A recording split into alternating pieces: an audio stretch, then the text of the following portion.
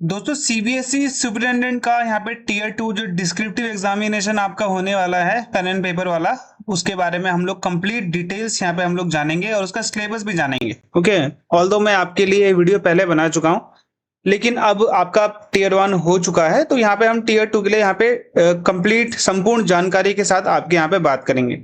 और आपको पिछले साल जो सीबीएसई का असिस्टेंट सेक्रेटरी जो कि लेवल 10 सैलरी वाला होता है उसका पेपर भी आपको दिखाऊंगा, और वही पेपर आपको मैं टेलीग्राम चैनल में दे भी दूंगा।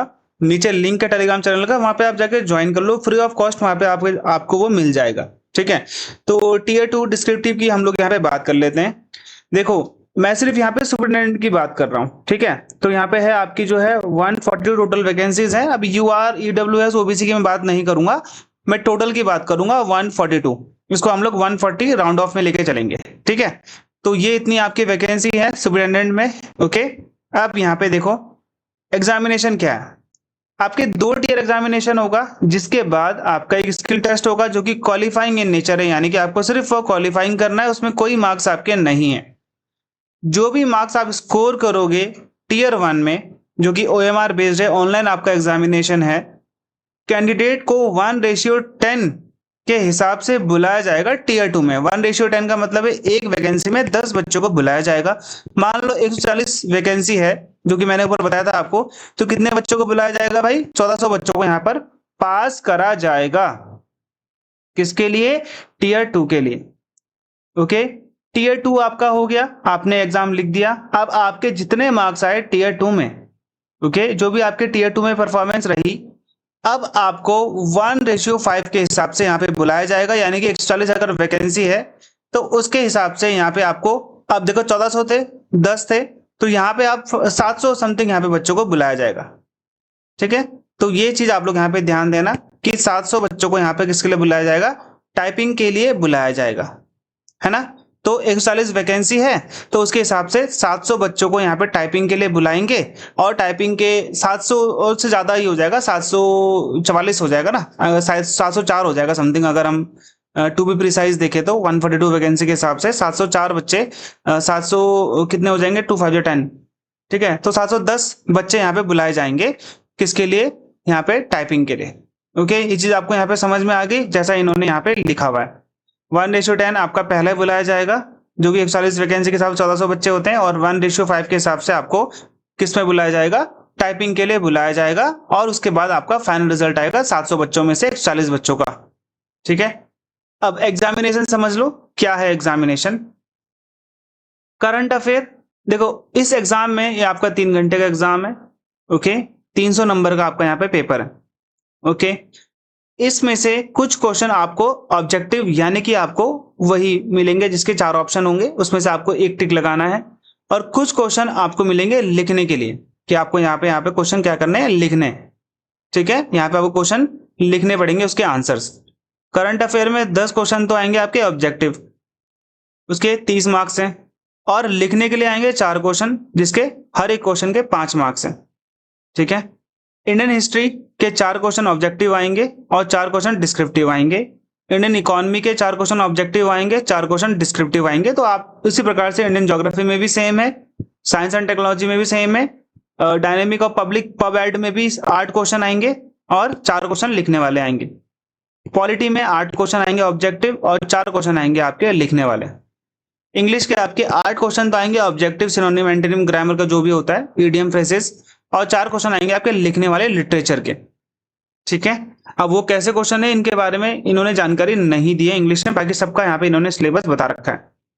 अब यहाँ पे इन्होंने अपने नोटिफिकेशन में तो लिखा हुआ है कि ऑब्जेक्टिव टाइप में टीयर 2 में, ये जो ऑब्जेक्टिव टाइप है आपका, इसमें 2 मार्क्स तो आपको मिलेंगे पर क्वेश्चन के। तो यहाँ पे तो 2 मार्क्स के हिसाब से 20 होते हैं, लेकिन मैंने 30 लिखा हुआ है क्योंकि इन्होंने अपने नोटिफिकेशन में सेम यही मार्किंग दे रखी है।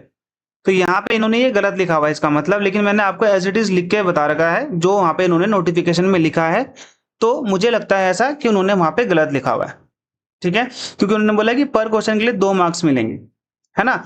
यहाँ पे तो आपको 5 मिल रहे हैं और यहाँ पे आपको 3 मिल रहे हैं। ओके, ये इनके नोटिफिकेशन में ऐसा ही है, मार्किंग भी ऐसी ही है, 30 ही है, तो उसके हिसाब से तो भाई 3 नंबर बैठ रहा है। लेकिन यहाँ पे इन्होंने लिखा हुआ है 2 मार्क्स, तो यहाँ पे इन्होंने लिखने में गलती करी है, लेकिन मैंने एज इट इज वहां पे लिखा हुआ है। तो 1/3 नेगेटिव मार्किंग इसमें भी आपको देखने को मिल जाएगी ऑब्जेक्टिव में भी। ओके, ये चीज आप लोग यहाँ पे ध्यान देना। अब सिलेबस देख लो। करंट अफेयर में आपको national and international issues, sports awards, person जो न्यूज में थे, development in science and technology, committees, reports, उनके को टास्क फोर्स बनती है तो उनके बारे में लास्ट 8 मंथ का पढ़ लेना। UN and international agencies, role of World Bank, IMF and WTO, trade bloc, European Union, European Free Trade Area, North Atlantic Free Trade Area, Association of South East Asian Nation, South Asian Free Trade Area, SAFTA और etcetera बोला है। तो यहाँ पे SAARC भी पढ़ना पड़ेगा आपको, एससीओ भी पढ़ना पड़ेगा आपको, ठीक है, एडीबी भी पढ़ना पड़ेगा आपको, और यहाँ पे आप देखते हो ब्रिक्स भी आपको यहाँ पे पढ़ना पड़ेगा। India in global scenario. Okay, ये तो हो गया आपको करंट अफेयर का सिलेबस। इंडियन इकोनॉमी का बेसिक कंसेप्ट ऑफ इकोनॉमिक्स के बेसिक कंसेप्ट आपको पढ़ने पड़ेंगे, बजटिंग के बारे में, banking, public finance, national income, stock exchange, share market, physical and monetary policies, subsidies, public distribution system, e commerce, inflation concept, महंगाई का जो होता है इम्पैक्ट एंड कंट्रोल कैसे कर सकते हैं महंगाई को, major sector of economy, agriculture, industry, services and trade, current status, issues and initiative. Okay, major economic problems and government initiatives, economic reforms and liberalization, meaning of liberalization, privatization and globalization and their effect on economy, polity and social structure, ये आपको यहाँ पे पढ़ना पड़ेगा। ठीक है, Indian history में ancient और मेडिएवल पढ़ना है, मॉडर्न नहीं पढ़ना है अभी इसके हिसाब से, अभी आगे हो सकता है। Salient features of major landmarks of ancient and medieval India, art जो होती है हमारी कला, उसके बारे में पढ़ना है। हिस्ट्री ऑफ इंडियन कल्चर, हमारी संस्कृति है उसकी हिस्ट्री आपको पढ़नी पड़ेगी। कौन कौन से कला के फॉर्म्स हैं, literature and architecture from the ancient to modern times, ये मॉडर्न टाइम्स भी आपको पढ़ना पड़ेगा इसमें। मेजर डायनेस्टीज और उनका एडमिनिस्ट्रेशन सिस्टम, जैसे आपका मौर्यन हो गया, गुप्ता हो गया, ये सब आपको पढ़ना पड़ेगा। ओके, फ्रीडम स्ट्रगल, उसके वेरियस स्टेजेस कौन कौन सी रही, गांधीयन आपको पता है, गांधीयन एरा, ठीक है, मॉडरेटर एरा, ये सब आपको पढ़ना पड़ेगा। मॉडर्न इंडिया हिस्ट्री पढ़नी है, देखो यहाँ पे। Okay, middle of 18th century से जब अंग्रेज भारत में आए, क्या क्या इवेंट्स हुए, कौन कौन से पर्सनालिटीज यहाँ पे न्यूज में थी उस टाइम पे वहां पे वो वर्क कर रहे थे, जैसे गवर्नर जनरल्स हो गए, लॉर्ड कैनिन हो गया, माउंट बेटन हो गया, उससे आपको पढ़ना पड़ेगा। Social and religious reform movement in 19th and 20th century, growth of Indian education system and school boards, ये भी आपको पढ़ना पड़ेगा। इंडियन ज्योग्राफी के बारे में, physical feature and major physiographic divisions के बारे में, इंडिया के बारे में, ठीक है, जैसे इंडिया को 5 या फिर 6 भागों में डिवाइड किया, जैसे गंगा प्लेन हो गया, हिमालय हो गया, डेजर्ट्स हो गया, पेनिनसुलर इंडिया हो गया, कोस्टल इंडिया हो गया, ओके, और आपके आइलैंड हो गए, ये सब आपको पढ़ना पड़ता है। Natural resources, water, forest, soil, climate क्या है, कैसा मानसून ओरिजिन होता है, south west monsoon, seasonal climatic condition क्या है भारत में वर्षा का डिस्ट्रीब्यूशन कैसे कैसे होता है, क्लाइमेटिक रीजन क्या है भारत के, मिनरल है, iron, manganese, coal, oil and gas, atomic minerals कौन कौन से हैं भारत में, कैसे कैसे हैं, major industries and industrial development, transportation, major transportation corridors, environmental problem and ecological issues, agriculture and agro based activities कौन कौन सी है भारत में, पॉपुलेशन, उनका ग्रोथ, जनसंख्या की growth, distribution and density, sex ratio, literacy, urban and rural population, ये आपको पढ़ना पड़ेगा। Science and technology, electronic, computer, information and communication technology के बारे में आपको पता होना चाहिए, स्पेस टेक्नोलॉजी, सैटेलाइट्स की, डिफेंस टेक्नोलॉजी, नैनो टेक्नोलॉजी के बारे में भी आपको पढ़ना पड़ेगा। The human body, food and nutrients, health care, environmental and ecological changes and there impact, biodiversity, biotechnology and genetic engineering, characteristics features of life के मूलभूत ढांचे आपको पढ़ने पड़ेंगे। पब एड में आपको एडमिनिस्ट्रेशन एंड मैनेजमेंट के बारे में पढ़ना पड़ेगा, क्या नेचर होता है, सिग्निफिकेंस होता है, क्या रोल होता है उसका विकास में, डेवलपमेंट में, ठीक है, और कौन कौन सी सोसाइटीज हैं। थ्योरीज क्या क्या है पब एड में, 3-4 थ्योरीज हैं, वो आपको पढ़नी पड़ेंगी। पावर का, शक्ति का कंसेप्ट क्या होता है, अथॉरिटी क्या होती है, लेजिटिमेसी क्या होती है, responsibility and delegation, principle of organisation, hierarchy कैसे कैसे होती है, इससे आप देखोगे चीफ सेक्रेटरी, उसके अंदर में आता है प्रिंसिपल सेक्रेटरी, फिर उसके अंदर आता है सेक्रेटरी, फिर आता है यहाँ पे आपका जॉइंट सेक्रेटरी, पहले तो एडिशनल आता है, फिर जॉइंट आता है, फिर आता है यहाँ पे आपका, जैसे ये हायरार्की होती है, मैं आपको वही बता रहा था। ओके, फंक्शंस ऑफ मैनेजमेंट कैसे कैसे मैनेज होती हैं चीजें, corporate governance and social responsibility, CSR आपने पढ़ा होगा। New dimension of public management, management of changes, इस आपको पढ़ने पड़ेंगे। Attitude and foundational values of civil services, civil सेवाओं के संबंधित आपको सारी जानकारी होनी चाहिए। Legislative and judicial control over administration, जो प्रशासन है उसके ऊपर न्यायिक कंट्रोल कैसे होता है। वेरियस मेथड, जो अलग अलग टेक्निक जो अपनाई जाती है। एडमिनिस्ट्रेटिव एथिक्स क्या क्या होते हैं। मोटिवेशन एंड मोरल्स आपको यहाँ पे पढ़ने पड़ेंगे। फिर आपका polity, development of Indian constitution पूरा पढ़ना पड़ेगा, आपने पढ़ लिया होगा, इसमें ज्यादा पढ़ने की जरूरत नहीं पड़ेगी। Preamble, fundamental right, director principle of state, fundamental duties, federal structure, ये सब आपको यहाँ पे पढ़ना पड़ेगा। अमेंडमेंट, इमरजेंसी, पीआईएल के बारे में, जुडिशियल रिव्यू के बारे में, यूनियन एंड स्टेट एग्जीक्यूटिव कैसे कैसे होते हैं वो आपको पढ़ने पड़ेंगे। जैसे आपका यूनियन में होते प्रेसिडेंट हो गया, प्राइम मिनिस्टर, वाइस प्रेसिडेंट, वैसे ही आपका स्टेट में आपका chief minister, deputy chief minister, governor, ये सब आपको पढ़ने पड़ेंगे। Okay, supreme court, high court, president, parliament, supreme court, election commission, CAG, planning commission, NDC, CVC, central information commission, Lokpal, NHRC के बारे में आपको पढ़ना पड़ेगा। लोकल सेल्फ गवर्नमेंट एंड पंचायती राज, ये जो पंचायती राज है, म्यूनिसिपैलिटी, आपको पढ़ना पड़ेगा। इंग्लिश का इन्होंने नहीं बताया अपने नोटिफिकेशन में, सिर्फ बोला है ऑब्जेक्टिव टाइप के 8 क्वेश्चन आएंगे, डिस्क्रिप्टिव टाइप के 4 क्वेश्चन आएंगे।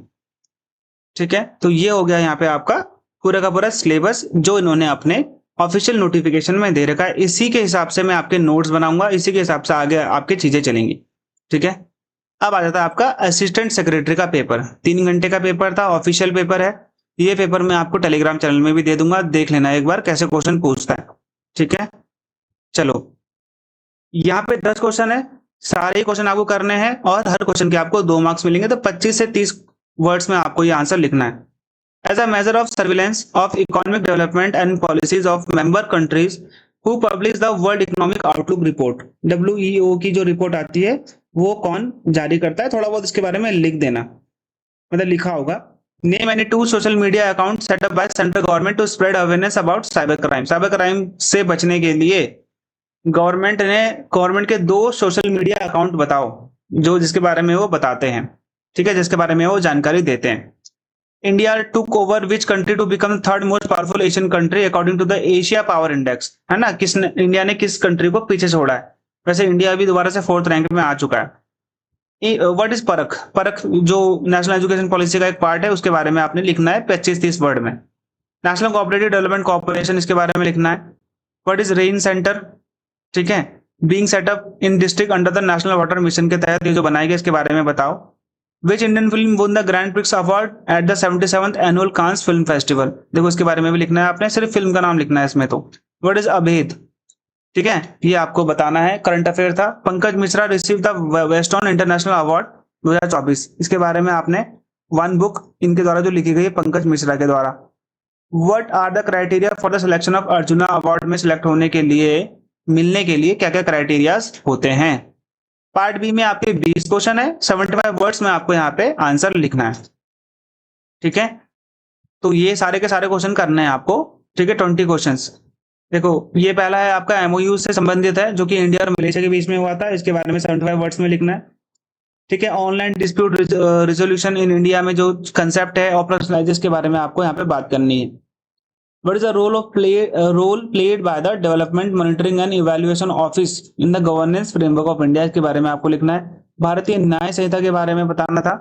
पावर ऑफ लोकपाल के बारे में आपको बताना है। राइट टू इंफॉर्मेशन एक्ट के बारे में थोड़ा बहुत यहाँ पे कर लोगे, इसमें कोई दिक्कत नहीं आए। संथानम कमेटी के बारे में आपको लिखना है। कमेटी सारी पढ़ लेना, संथानम हो गया, चेलिया हो गया, ठीक है, और सुरेश तेंदुलकर हो गया। सारी कमेटीज के बारे में मैं आपको नोट्स में दे दूंगा।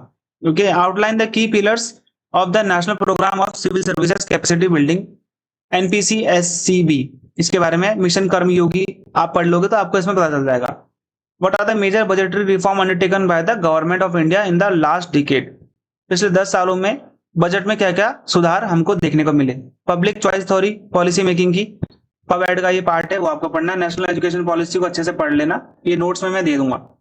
What is national data governance framework policy, इसके बारे में लिखना है। Constitution assembly of India was representative of the will of the people in India, आपको इसके बारे में लिखना है कि ये इंडिया जनता की इच्छा के द्वारा ही निरूपण करती है। The nature of secularism, Bharat में जो धर्मनिरपेक्ष होता है उसका नेचर क्या है, उसके बारे में आपने बताना है। What is difference between the start question and unstarred question, एक क्वेश्चन वो होता है जिसमें आपको रिटन आंसर देना होता है, एक क्वेश्चन वो होता है जिसमें आपको ओरली आंसर देना होता है, ये वाला है, ये चीज आपको यहाँ पे ध्यान देना है। सिंगल इंटीग्रेटेड जुडिशियल सिस्टम, जैसे कि आपको देखने को मिलेगा डिस्ट्रिक्ट कोर्ट, हाई कोर्ट और सुप्रीम कोर्ट, उसके बारे में अच्छे से लिख देना। सेपरेट इलेक्टोरेट जो कि 1919 में यहाँ पे आपको देखने को मिला था, जिसके तहत यहाँ पे दिया गया था भारत में मुस्लिम्स को, है ना, 1909 फिर 1919 बता देना आप कमेंट में, आप लोग देख सकते हो, ठीक है, वो ज्यादा हार्ड नहीं है ये वाला question. Do you think the distinction between active and passive euthanasia, जो कि इच्छा मृत्यु जिसे हम बोलते हैं, उसके बारे में आपको लिखना था, ठीक है। एंड्स जस्टिफाई मीन्स, इसका मतलब बताना, ये आपका पाबैट का है। To govern it's not to rule, ये भी आपका पाबैट संबंधित है। पार्ट सी में 16 क्वेश्चन है, जिसमें आपको आंसर 150 वर्ड में देना था, वो भी आपका पाबैट का क्वेश्चन है, पब्लिक एडमिनिस्ट्रेशन वाला। The broad classification between theories of principles of organisation in public, ठीक है, इन पब्लिक एडमिनिस्ट्रेशन, ये बारे में ये भी पाबैट का है। इंटरनेशनल डे ऑफ पीस 2024, ये आपका करंट अफेयर का है, इसके बारे में लिखना था। What is the growth forecast made by the international monetary fund, IMF ने जो इंडिया की ग्रोथ फोरकास्ट करी 2024 और 25 में, इसके बारे में आपको लिखना था। Within the framework of the reproductive right of women, how do you perceive the legal framework of abortion, जो भारत में भ्रूण गर्भपात से संबंधित है, उसके बारे में आपको लिखना था। रमन इफेक्ट के बारे में आपको लिखना था। AI models ability to converse with human being and predict their sentence, इसके बारे में भी आपको करना है, AI संबंधित था question. What are the inclusive policy measures taken by the government of India and LGBTQI community के बारे में क्या क्या हमने सुधार किए हैं, वो आपको यहाँ पे लिखना था। डोमेस्टिक मैन्युफैक्चरिंग के लिए क्वेश्चन था एक, जीडीपी से था, जो कि आपका इकोनॉमी का है। फाइनेंशियल एक्शन FATF के बारे में आपको लिखना है, जो ग्रे लिस्ट होती है, वो सारी की सारी लिस्ट आपको पता होनी चाहिए, पाकिस्तान को डाला गया था। First pass the post system, ये पॉलिटिकल क्वेश्चन है, ज्यादा हार्ड नहीं है। First pass the post system FPTP, ये भी सिंपल क्वेश्चन है, आप इसके बारे में लिख लोगे। लिखने वाले क्वेश्चन में ज्यादा हैवी नहीं होते हैं क्वेश्चन, आप इजिली कर पाते हो, अगर आपको थोड़ा बहुत भी पता है, कुछ ना कुछ तो लिख लोगे, ठीक है। Challenge of rising sea level, Bharat में तो नहीं पूरी दुनिया में आप देख रहे हो, ग्लेशियर्स पिघलने से जल का जो स्तर है समुद्र में वो बढ़ रहा है, तो उसको कर्व करने के लिए, उसको कम करने के लिए हमने क्या क्या कदम उठाए हैं। British approach to education, Bharat में जो पुराने जमाने में अंग्रेजों के टाइम पे जो एजुकेशन थी, उस पर टिप्पणी आपको यहाँ पे करनी है, ठीक है। अगला क्वेश्चन है यहाँ पे economic survey of India, current affair का है। यूनेस्को का Atlas of the world language in danger, इसके बारे में यहाँ पे ये करंट अफेयर का ये भी। पार्ट डी में आपके 2 टॉपिक हैं, ठीक है, 40 मार्क्स का क्वेश्चन है, 300 वर्ड्स में आपको लिखना है, ठीक है, 2 टॉपिक में, समझ में आ गया। 2 topics out of which an essay is to be written in any 1 topic, एक टॉपिक में आपको लिखना है, 2 टॉपिक आपको दिए गए, 40 मार्क्स का होगा, 300 वर्ड में लिखना है। India and the sustainable development goal, good health and wellbeing, जो गोल 3 है, उसके बारे में आपको लिखना था। The challenge and benefit of social media, सबने इसमें ही लिखा होगा, ये ज्यादा इजी है आप लोगों के लिए, इसमें आप 300 शब्दों का लिख पाएंगे, 40 मार्क्स आपको यहाँ पे मिल जाएंगे। तो क्वेश्चन पेपर आप देख रहे हो, ज्यादा हैवी नहीं था, डुएबल था, अगर थोड़ा बहुत पाबैट आप पढ़ लोगे तो कुछ ना कुछ आप लिख ही लोगे, ओके। तो इसी प्रकार से मैं आप लोगों के क्या बनाऊंगा, यहाँ पे आपको देखने को मिल जाएगा आपका मॉक टेस्ट, ठीक है, जल्दी आपको मॉक टेस्ट भी देखने को मिल जाएंगे, कोई दिक्कत वाली बात नहीं है, ठीक है। तो ये था एक वीडियो, एक शॉर्ट वीडियो था आप सभी के लिए, नॉलेज के लिए। नेक्स्ट वीडियोस ऐसे आते रहेंगे आप लोग के लिए, ठीक है। मिलते हैं हमारे नेक्स्ट वीडियो में, तब तक के लिए गुड बाय, जय हिंद।